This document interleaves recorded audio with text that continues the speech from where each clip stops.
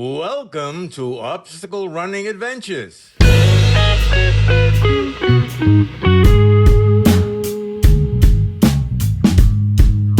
There was two 1K rounds and then the 3K. Right. Um, the 1K rounds felt pretty good in the heat, and then the 3K rounds was very, very bad in the heat. I think it took a little bit more time for the heat to kind of catch up to you.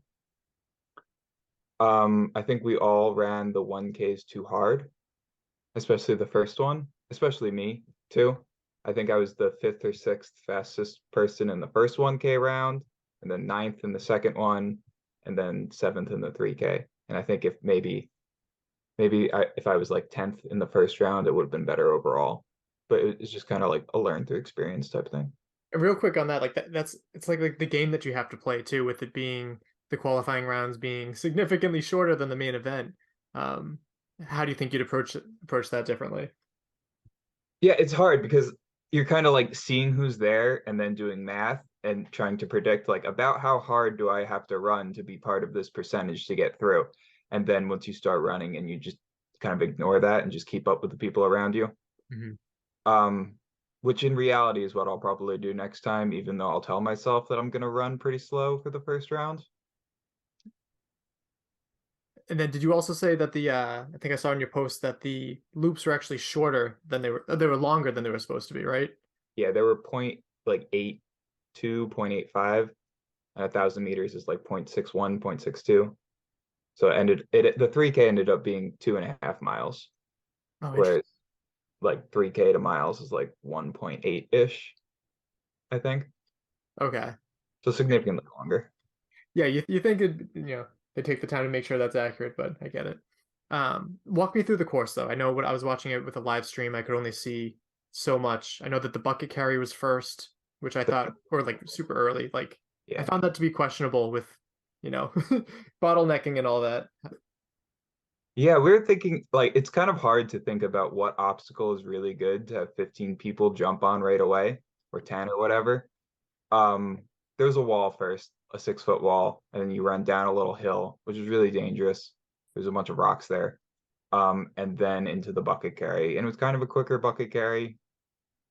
And then you had what was probably the longest running section into inverted wall and Z wall, and then the kind of lake crossing run, and then the back half, which was um, laser pistols, the barbed wire crawl, dunk wall, slip wall, the rig, the rope climb, and the A-frame. I'm pretty sure that's all of them in the right order. And what did you think about like because there's more obstacles that they could have chosen, but what do you think of the choices that they made for the obstacles? I was like neutral on it because I'm really good at the barbed wire or I'm really reckless in the barbed wire. And so I was happy that was there. I wasn't too happy that Z-Wall was there because I'm a little slower on Z-Wall compared to most people.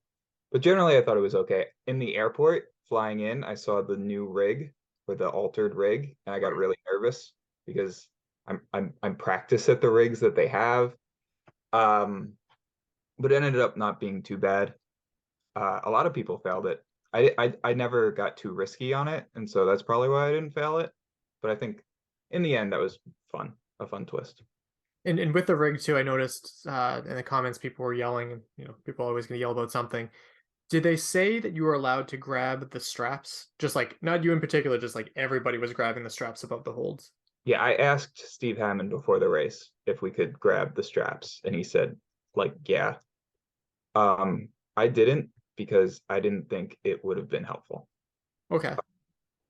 For me, grabbing the ropes was fine, and I skipped the ball. Maybe if I went on the ball, it would have been a significant advantage to grab the straps. Okay.